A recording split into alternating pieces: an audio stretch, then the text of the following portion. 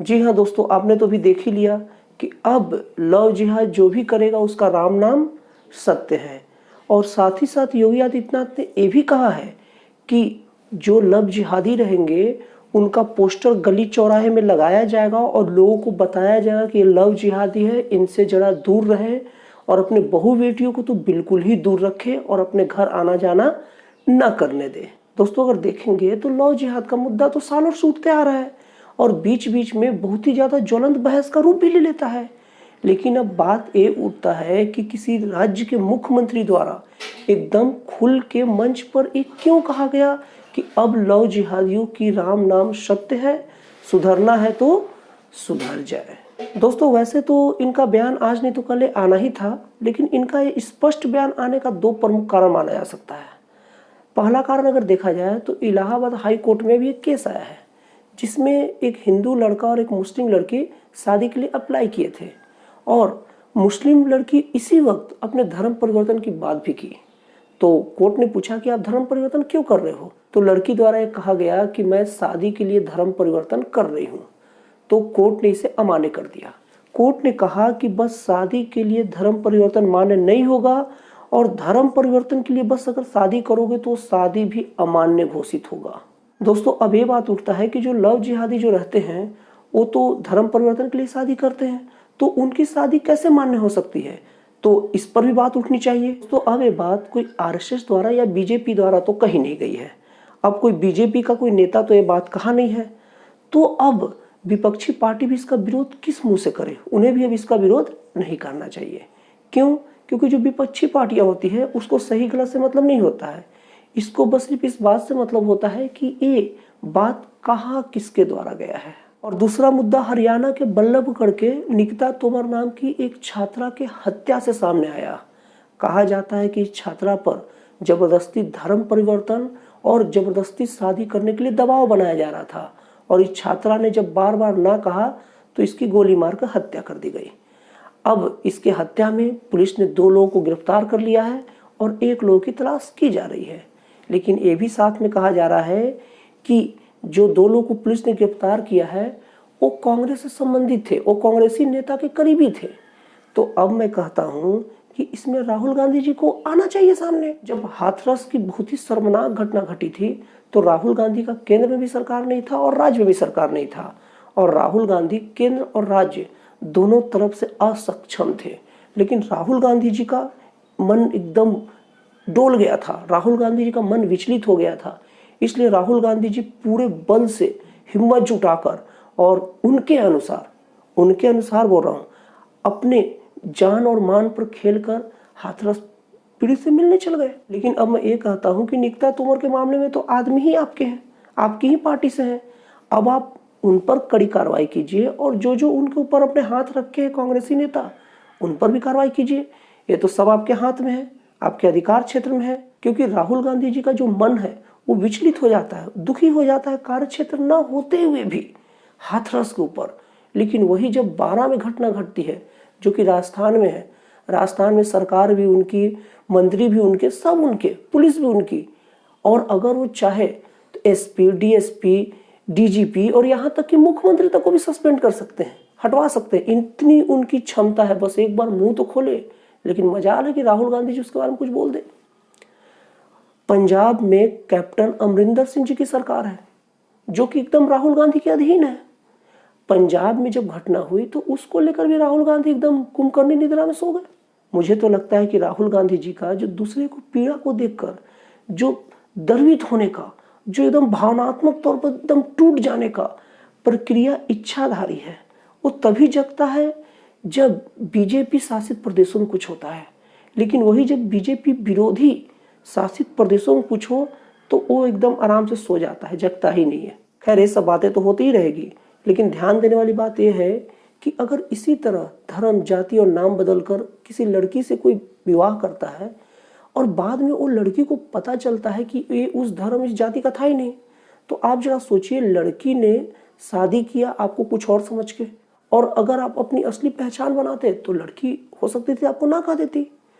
तो अब सोचिए, लड़की के शादी होने के बाद पता चलेगा कि ये उस धर्म का है ही नहीं जिस धर्म से मैं शादी करना चाहती थी।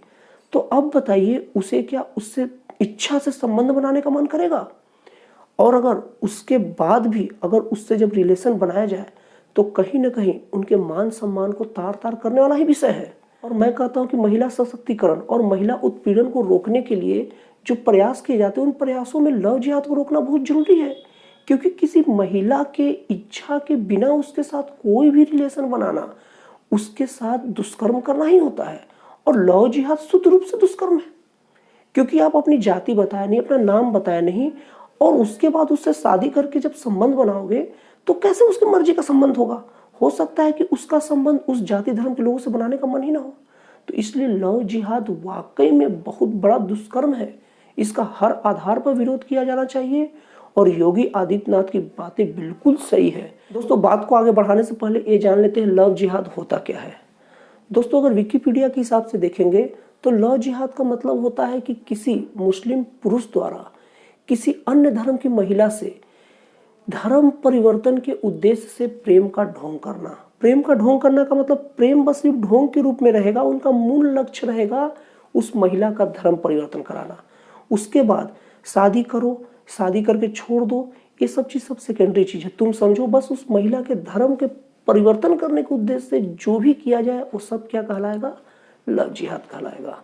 और अगर देखा जाए तो हमारे देश में लव जिहाद का पहला मामला केरल में 2009 में आया था, और उस वक्त केरल के हाई कोर्ट ने केरल के डीजीपी को यह आदेश दिया था कि आप जांच कीजिए कि लव जिहाद के मामले कितने सही है। और केरल के डीजीपी द्वारा एक कहा गया कि ऐसा तो कोई संगठन नहीं मिला है जो जबरदस्ती किसी का धर्म परिवर्तन कराता है, और नहीं ऐसा कोई व्यक्ति मिला है जो किसी का धर्म परिवर्तन कराता है। लेकिन फिर भी बहुत सारे सबूत आए और बहुत सारे गवाह सामने आए, जिसके आधार पर दिसंबर 2009 में केरल के हाई कोर्ट ने भी ये माना और एक बयान दिया कि लगभग अभी से 3 से 4 साल पहले 3 से 4 हजार लव जिहाद के मामले सामने आए हैं। मतलब ये फैसला 2009 में दिया है, और 2009 से 3-4 साल पहले समझ लीजिए 2005, मतलब 15 साल से तो लव जिहाद हमारे सामने है लिखित तौर पर।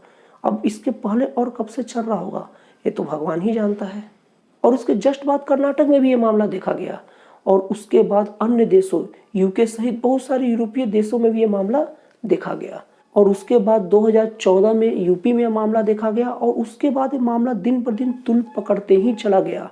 और इन सब पर हिंदू, सिख और ईसाई संगठनों द्वारा गहरी चिंता जताई गई, और मुस्लिम संप्रदाय द्वारा इसे मानने से पूरी तरह से इनकार कर दिया गया, और उसको मुसलमानों को बदनाम करने की एक साजिश बता दी। और उनका साफ साफ कहना है कि लव जिहाद जैसी कोई चीज़ें होती ही नहीं है।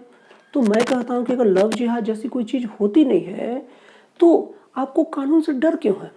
क्योंकि कानून में ऐसा तो नहीं रहेगा कि इंटरकास्ट मैरिज करने वाले को पकड़ लिया जाएगा। कानून में भैया उन्हीं को पकड़ा जाएगा या उन्हीं को दंडित किया जाएगा ना जो लव जिहाद किए हैं, मतलब जिसने धर्म परिवर्तन के नाम पर ही शादी किया है। और कोर्ट ने तो ये भी नहीं कहा है कि किसी एक धर्म का कोई व्यक्ति है वो लव जिहाद करता है।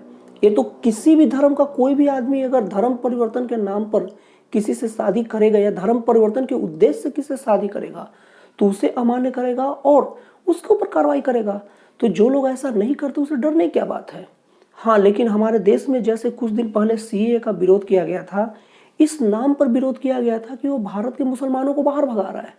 लेकिन सीएए के किसी भी पेज में, किसी भी लाइन में ये बात का वर्णन नहीं था, और लोग झूठा प्रोपेगेंडा करके, लोग झूठ के दम पर इतने सारे लोगों को विचलित किया। उसमें से जो 90% लोग को तो पता ही नहीं था मैं क्यों विरोध कर रहा हूँ, 10% लोग में से 9.9% लोगों को पता था कि मैं क्यों विरोध कर रहा हूँ, जो विरोध का कोई मतलब नहीं है, लेकिन जानबूझकर लोगों को भड़काने के लिए विरोध कर रहे थे। जानबूझकर हमारे देश में आरएसएस और बीजेपी को बदनाम करने के लिए विरोध कर रहे थे। और 0.1% को वहाँ भी पता नहीं था, बस कहने पर लोगों को बुला लेते थे और उसका विरोध करते थे। और उसके बाद कृषि बिल को भी विरोध किया गया, और विरोध का जो कारण था, बिना सर पैर वाला विरोध का कारण था, वो ये था कि एमएसपी खत्म किया जाएगा। और उस बिल में कहीं भी नहीं लिखा था कि एमएसपी को खत्म किया जाएगा। तो इसी तरह अब लव जिहाद के विरोध में भी, लव जिहाद के विरोध में बनने वाले कानून पर भी विरोध किया जाएगा, और विरोध का कारण वही रहेगा, बिना सर पैर का विरोध इस नाम पर अब किया जाएगा या किया भी जा रहा है कि इसमें इंटरकास्ट मैरिज वाले को भी सजा होगा।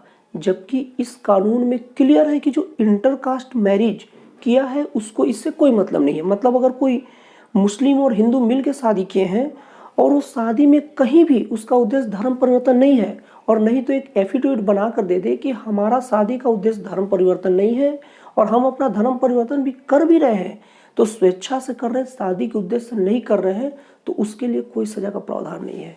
लेकिन हमारे देश में अफवाहों का बाजार गर्म है, लोग बिना सोचे समझे विरोध करने वाले भरे पड़े हैं। तो इस तरह से इसका भी बेसर पैर का विरोध होगा और समाज में जो बहुत बड़ा दुष्कर्म महिलाओं से चल रहा है उसको भटकाने का काम किया जाएगा। लेकिन कहा जाता है कि जब बार बार अकारण विरोध हो तो उससे सरकार को भी कोई फर्क नहीं पड़ती। देखिए 370 देश हित में था, उसका भी बाकी पार्टियों द्वारा विरोध किया गया, सरकार को कोई फर्क नहीं पड़ा और नहीं जनता को फर्क पड़ा। जनता देख रहा है, समझ रहा है। सीए का विरोध भी बेसर पैर का था, सरकार को कोई फर्क नहीं पड़ा, वापस नहीं लिया, चल रहा है, क्योंकि ये विरोध भी बेसर पैर का था और जनता जान रही है कि किस लिए विरोध हो रहा है। कृषि बिल भी जनता समझ रही है, किसान समझ रहे हैं, और बहुत सारे किसान को तो ऐसे ही फर्जी तौर पर उठा के लेके आया जा रहा है और बहुत सारे उसमें देख के लगते भी नहीं कि वो किसान है, वो भी बेसर पैर का विरोध है, वो भी कोई फर्क नहीं पड़ा, चल रहा है।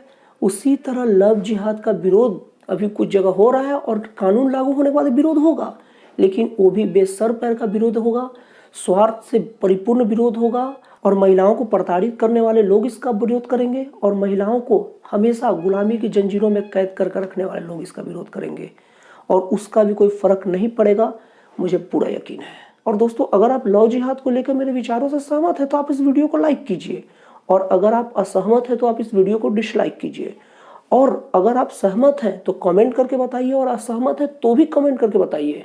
तो दोस्तों, फिर मिलते हैं अगले वीडियो में नए और एक जन कल्याणकारी और एक समाज कल्याणकारी विचारों के साथ।